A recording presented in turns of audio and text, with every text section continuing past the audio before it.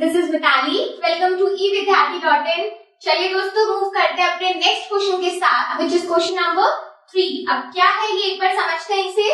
Why it is advised to tie any luggage kept on a roof of a bus with a rope।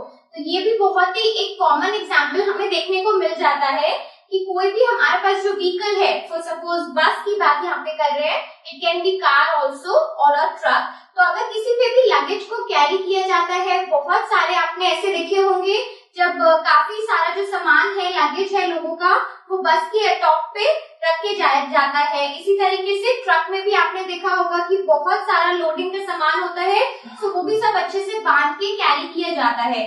तो वो इसी बारे में हमसे पूछना चाह रहे हैं कि what is the reason behind it, कि हमें हमारे सारे सामान को बहुत अच्छे से टाई करना पड़ता है। और क्या होगा if it is not Tide, अगर वो बांधा हुआ नहीं होगा तो उससे क्या हो सकता है। ठीक है, तो एक बार इसका आंसर यहाँ से फॉलो करते हैं और फिर साथ साथ समझेंगे। So if the bus accelerates from rest, the luggage kept on the roof will experience the force in the backward direction। ठीक है, तो यहाँ पर बेसिकली दो केसेस को इन्होंने डिस्कस किया है। What are they? सबसे पहले हमने ये अज्यूम करते चले हैं कि हमारी बस रेस्ट पे थी। ठीक है, सो रेस्ट के बाद if it is changing it's state, यानी कि अब वो हमारी बस ने चलना शुरू कर दिया है, तो क्योंकि वो मोशन में एकदम आ रही है, दैट मीन्स कि वो क्या करेगी, सबसे पहले बस एक्सेलरेट करेगी। तो अगर एकदम से बस एक्सेलरेट करती है और अपनी स्टेट को चेंज करती है, तो उसके अंदर बैठे हुए पैसेंजर्स या फिर उसके रूफ पे रखा हुआ ये लगेज क्या करेगा, एक फोर्स को एक्सपीरियंस करेगा।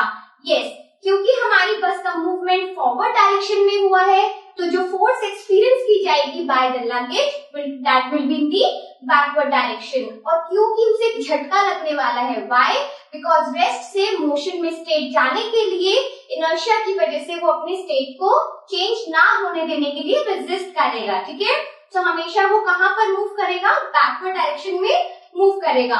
अब एक बार देखो सेकंड केस में क्या हो सकता है।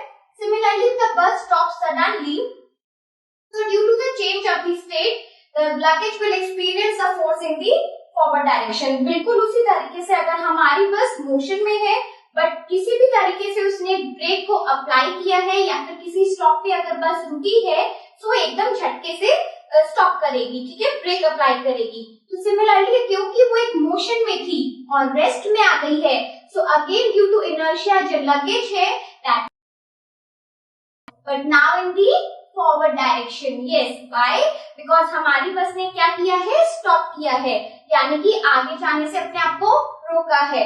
तो हमेशा जो लगेज है या फिर जो पैसेंजर्स हैं, वो कौन सी डायरेक्शन में फोर्स एक्सपीरियंस करेंगे, उसकी ऑपोजिट डायरेक्शन में। तो यहाँ पर ऑपोजिट डायरेक्शन आपकी फॉरवर्ड डायरेक्शन है। ठीक है, so again the luggage will experience a force in the forward direction. So in both the cases क्या हो सकता है, in both the cases it can fall off the roof, is not tied with a rope. तो दोनों ही cases में हमने देखा है क्योंकि हमारे लगेज को एक झटका एक्सपीरियंस हो रहा है, एक फोर्स एक्सपीरियंस हो रही है, तो जिसकी वजह से काफी चांसेस ऐसे हैं कि अगर उसको बांधा नहीं जाएगा तो it can fall off the roof. ठीक है, वो गिर भी सकता है।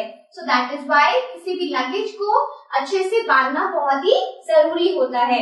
और यही केस अगर पैसेंजर्स के मामले में दिया होता, सो वी कैन से कि इसी वजह से सीट बेल्ट और पकड़ के बैठना बहुत जरूरी होता है। ठीक है, आप तो बहुत ही ध्यान से किसी जगह पे बैठते हैं कि अगर कहीं पे भी टर्न आता है, कहीं पे भी रोका जाता है, तो हमेशा एक छोटा सा हमें झटका एक्सपीरियंस जरूर होता है। ठीक है, और आपने देखा होगा किस तरीके से अगर बच्चों का मास बहुत कम होता है क्योंकि, तो वो छोटे से झटके पे गिर भी जाते हैं।